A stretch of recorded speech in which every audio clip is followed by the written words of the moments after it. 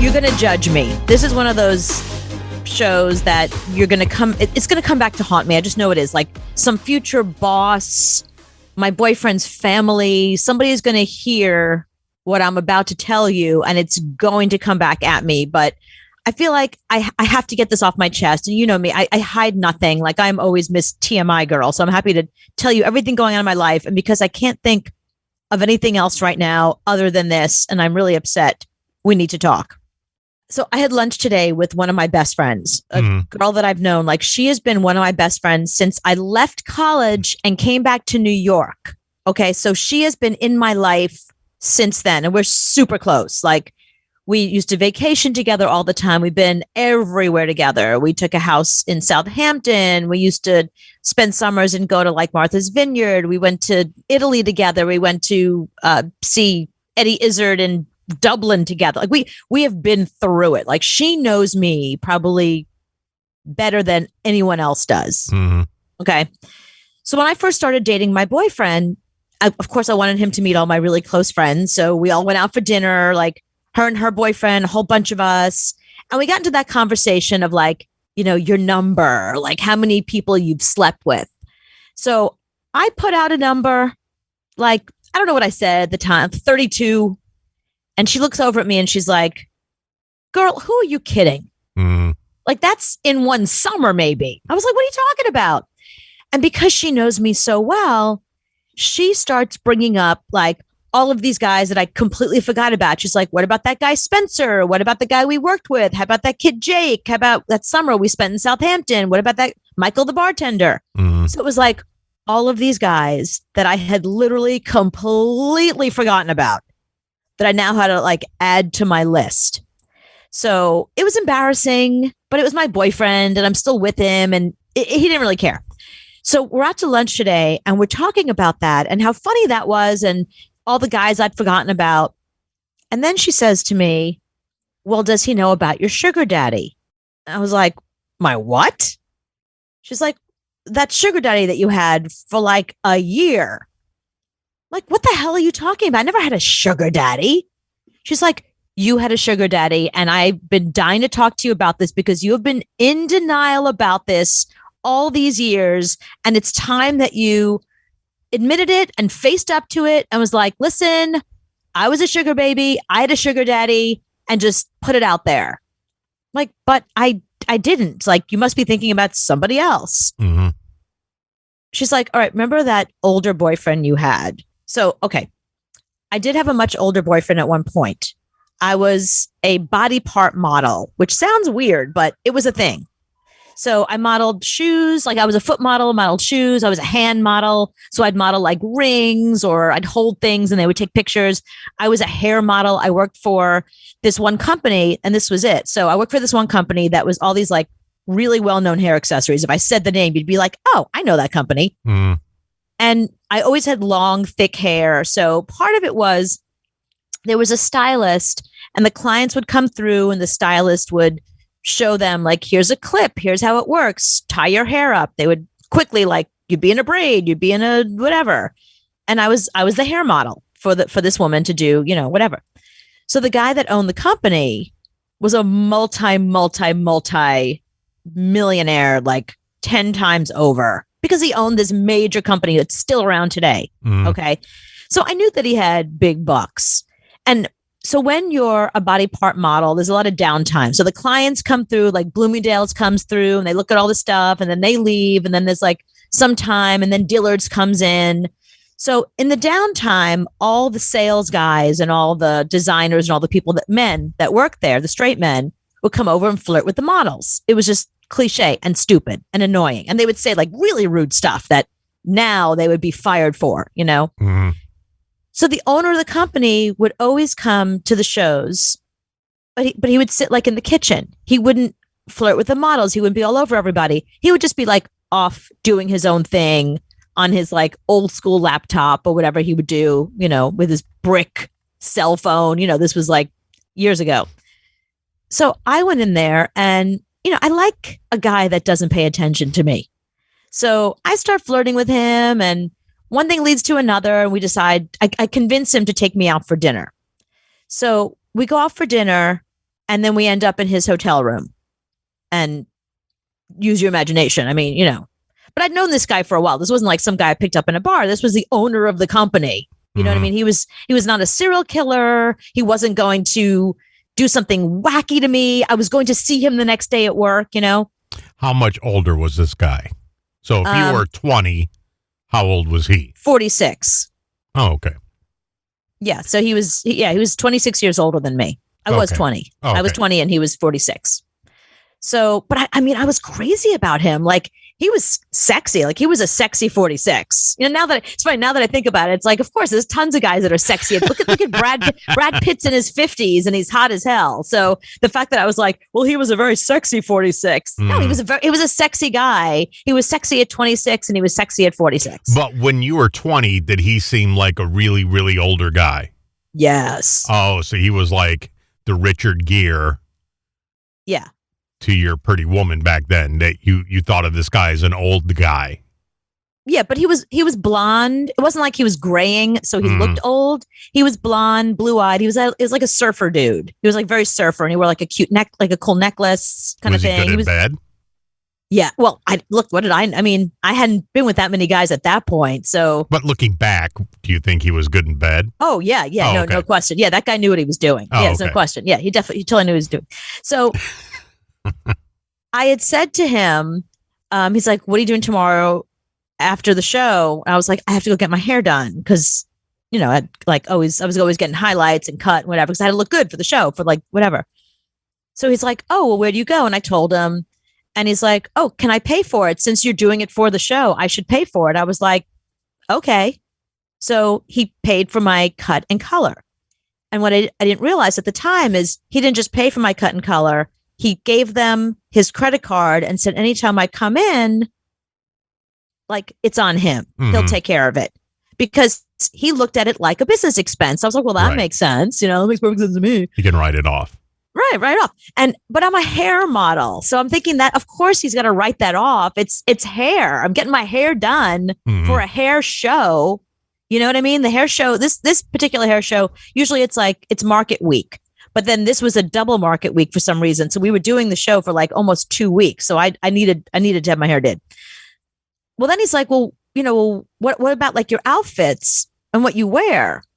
It's like, well, what about it? He's like, well, who chooses that? I'm like, I do. No one's ever said to me, like, don't wear that or wear this. I just wear something like a simple dress and some heels or whatever. He's like, well, let me buy you some new clothes. Oh, okay. Oh, yeah, no problem. Sure.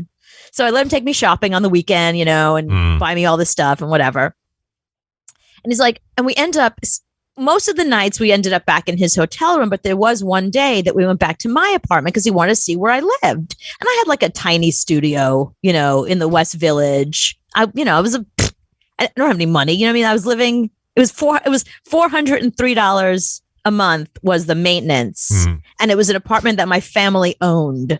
So I was only paying the maintenance. Do you know what I mean? Like, and the maintenance was nothing because it was a crappy building. It was, not very much. So he was like, well, you need your kitchen painted. You need this done, you need that done. It's like, I know a guy. I want to give him some work. Let me send him over. So he sends over this guy who basically renovates my apartment. This guy's a player. Well, he's got the money. And he's like, if I'm going to come stay at your apartment, I want you to have a nicer carpet. Player. I don't like, you need a new cat, like all the things that he felt that I needed. If he's like, if I'm coming into the city and I'm going to be crashing at your place or you're going to be coming to the hotel, like whatever we're doing, I want you to know at least you're taken care of. So he pays my maintenance for a year. He calls the building. Again, it was only $403 a month. Still. So a year. Well, so a year of that is not that. This guy has millions and millions of dollars, And I'm not putting two and two together. He's not married. He's divorced. So it's not like he's having an affair and I'm some hoochie on the side. He's single. He's available. I heard he had a girlfriend in Boston. I heard he had another girl that he was kind of doing this with as well. That he had some other chippy. Yeah, like one in every city thing. But what do I care? I'm the New York girl. You know what I mean? I'm not looking to marry him. I'm not going to Boston anytime soon. What do I care? Right. So he basically ended up that year that we were together. And when I say year, he was traveling a lot because it was a kind of company where they would have market week all over he'd have to go to London. They'd have market week there. I'm sure the girl there too, So when I say a year, I probably saw him maybe 6 times in that year, maybe. Mm-hmm. But the whole time that I was on the payroll, he was paying all of my bills. He was taking care of my hair. He was paying for my clothes. I would get, he had a friend that owned a shoe company. I would get boxes in the mail of like shoes. I'd get a call from some secretary. What size are you? And I would tell her my sizes, and they would send me, he'd send me clothes and dresses and shoes and stuff and lingerie, wear this. I'm in town on Friday, wear this, So I just thought it was like, that's what older rich guys did. I don't know anybody. I didn't know any older people. I don't know any rich guys, any of that kind of stuff. So my girlfriend today at lunch is like, you were a sugar baby. That was your sugar daddy. Oh, yeah. I'm considering the word prostitute in my head right now. No, I wasn't a prostitute. That's what I'm thinking. I wasn't a prostitute. I liked him. He wasn't my boyfriend because he didn't live in the Did you have sex with him? Did I have sex with him? Yes. Did he give you money? Well, but I didn't look at it like, but he wasn't giving me money for sex. He wasn't? He was, no. Did you have sex the 6 times you saw him? I always had sex with him whenever I saw him. Yeah, sex was great with him. I enjoyed it. You saw him, you had sex, and he gave you stuff in return for the said sex. See, this is my girlfriend's argument today. But how is that different than dating a guy here in the city who takes me out for dinner, pays for dinner, calls me an Uber home, buys me, like, we go out shopping, buys me something cute? Like, it's no different. It's just the fact that he had more money, so he can afford to do more. No, I'm telling you how a guy thinks. A guy thinks, let's say you're I don't know. Back then you were probably hot. So you could have, okay. So you could have been a $500 a night girl. What? What are you talking about? If I was to put you on the street, you would be a $500 a night girl. So if you were my pimp. Right. That's how much I could get for you. So this guy is thinking. So wrong. 6 times 5 is 30. So it's $3,000 that he bought you for 6 days. No, but you don't understand. It wasn't 6 days. It was like he'd come and stay for like a week or 2 at a time. So we'd spend time together. Okay, so you're a $10 a night girl. No, I mean, in my head, that's the first thing I think is prostitute. No, you don't. I liked him. I came on to him. He was sitting in the kitchen by himself on his laptop. Okay, so the girl that came up to the side of my car, I didn't go up to her. She came up to the side of my car and asked me if I wanted to go on a date. It's not that. It's not some girl I wasn't soliciting him. I wasn't thinking like, how much money does this guy have? Maybe he can take care of me. I was thinking, he's adorable, and he's not talking to me when I'm in this other room with 3 other models, and every guy in there is all over us, like disgusting. Mm-hmm. So I liked the fact that he was not all over the girls, that he was minding his own business. He was, turns out he has 2 daughters. So he understands. He wouldn't want somebody to treat his daughter like that. No, I liked him. He didn't have to buy me anything. I didn't ask for anything either. I never said, "Oh, I know," but that's how he's justifying it in his head. No, it's not justification. This was my argument to my friend. I happened to be in a relationship with a guy who was older, who had a lot of money, and he wanted to spend it on me. Am I supposed to say no? Did she say prostitute also? No, she said sugar daddy. She said he was my sugar daddy. Yeah, he was definitely your sugar daddy. This is funny. I stayed at his hotel, and I forget what he wanted me to buy. He wanted me to buy something or other, and he didn't call in his credit card. He had cash. So I woke up in the morning, and he'd left me $200 on the side of the bed. And I called him at work, and I was like, "This doesn't look good." He's like, "I know. I'm sorry. Like, just take the money, buy the whatever it was he wanted me to buy at the time, a facial, a massage, whatever it was he was giving me." So let me get this straight. you were a 20-year-old girl. You woke up next to you would have woke up next to a 46-year-old man. But he had to leave early, yeah. But he left before you could wake up. And on the side table was $200. $200, right. Okay. No, but it was Cooper, for something in particular. He needed me. I forget what he needed me to go get or buy or do. I don't remember what it was. I don't care what you spent it on. It's $200. It was for something in particular. I forget what it was. Like stay at the hotel and have a massage. I forget. Tip them. So you're at a hotel too. No, I was at his hotel. He stays at a hotel. He stays at a very nice. He stayed at the Plaza one time. He stayed at the Parker Meridian. There was another hotel he stayed that he had like the presidential suite. This guy had money with a capital M. Were you John's niece when you walked into the hotel room? No, not at all. No, but listen, had he lived in New York, he would have been my boyfriend. So what's the difference? It's the fact that he did not live in the same city as me. Mm-hmm. Like he lived in Chicago, but he was always in New York for work. Mm-hmm. And when he was in New York, I was the New York girlfriend. But if he lived in New York, we'd be together. Like it wasn't like we only had sex and went on with his life. We would go out for dinner. We spent days together. We went shopping. I think one day he had never been on the Staten Island ferry. We did that one day. Mm-hmm. If we read this in an email from a listener. Yeah. Let's take it back. Dear Cooper, my boyfriend lives in Chicago, but visits me 6 times a year and buys me things. This is the argument I have with my friend today. She's like, he was your sugar daddy. Why can't you just admit it? You had a sugar daddy. You were a sugar baby before there were sugar babies. You were so ahead of your time. Right. But I'm like, I was not a sugar baby. He was my older boyfriend. That's it. That's all it was. He had one of you in every city. So what? Yeah, I'm not saying that's bad. But he wasn't your boyfriend. You stayed in his hotel room and he left you money. So no, Cooper. That's that one time. That one time. Cooper, you were his girlfriend. Okay, you were just strictly his only girlfriend, and he didn't pay for sex at all. So you weren't a prostitute or sugar baby. I apologize. The only thing I will give to you, and this is the only thing that bothered me, is when he was not in New York, I didn't talk to him much.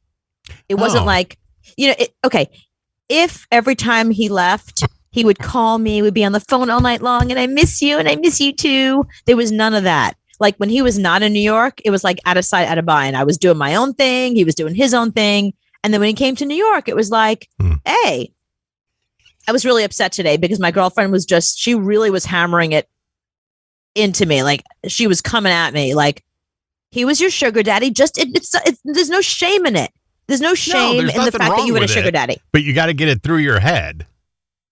Well, I think it's ageist because if he was 20 and doing the same thing, she would never have called him my sugar daddy. The fact that he happened to have been older.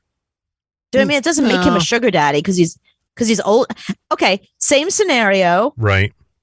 The guy's my exact age. Mm-hmm. I'm 20. He's 21. Mm-hmm. He's from a very wealthy family, and he's paying for my hair and my clothes and paid my mortgage or my maintenance for a year. You're still a sugar baby. I'm not putting his age in this at all. The age doesn't come into play at all. So what makes me a sugar baby? Why isn't it just he's my... you took money for stuff. I didn't take money. He gave me stuff. Like, just listen, you never bought anything for your wife when you were dating? Do you know? I mean, my boyfriend and I... No, I'm serious. No, I didn't. Well, you're a cheap bastard, so it's a little different. But, when I first started dating my boyfriend, I had a really good job. I was making a lot of money, and his laptop conked out, and he couldn't afford to buy one yet. And I was like, Christmas gift. I bought him a laptop because he needed one. Do you know what I mean? Like that was a really generous, expensive gift, but it was my boyfriend. He's not I'm not his sugar mama. Do you know what I mean? He's my boyfriend. I care about him. And how do you not have a laptop? You have to have at least a laptop. It's not like I was buying him frivolous things. Xenon 936 says quid pro quo. Now, listen, I would have given him money. The only thing I had was, Right. Beef. That's all I had to give him. That's all I had. If I had money, I would have given it to him. That's just not what I had to give. I think you just gave the definition of a prostitute. I think that's in the dictionary. I couldn't give you money, so I gave you beef.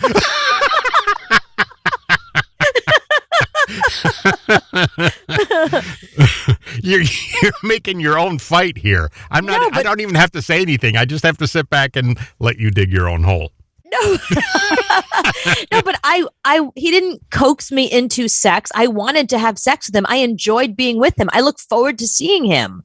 So I mean, why is it a sugar daddy and not like a sometimes guy I see? Like, why sugar daddy? What makes him a sugar daddy? What's the definition? He gave you What's the definition of sugar daddy? So what do sugar daddies do? They pay for things for you in return for the beef. But I wanted to have sex with him. It wasn't quid pro quo. It wasn't. I cared about him and I liked him and I liked being with him.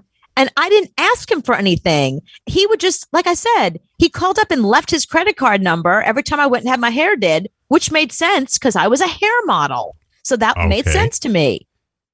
So, but you don't have to ask for anything to be a sugar baby. And like I said, he had a lot of money. Okay. So for him to pay my stupid maintenance for a year of $403 every month for a year, I mean, that was crazy. He carried more money than that in his pocket on a normal day. So for him to shell out, whatever that was, almost $5,000 was nothing. No, I'm just telling you, it wasn't a lot of money to him. It's like me giving you $5. It's like me buying you a coffee at Starbucks. I'll buy you a coffee at Starbucks. It's Starbucks. Right. That's how he was like, oh, why should you struggle? And then when he came to the apartment, because he came and stayed there quite a bit, he wanted it painted. He wanted a different couch. He wanted the things he wanted. So he paid for that.